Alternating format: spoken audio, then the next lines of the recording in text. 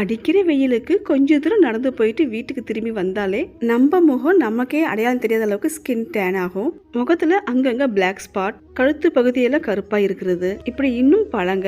வெயில்னால ஏற்படக்கூடிய சரும பிரச்சனை எல்லாத்துக்குமே ஒரே தீர்வு முற்றிலும் இயற்கையான பொருட்களால் செய்யப்பட்ட நலுங்கு மாவு தாங்க.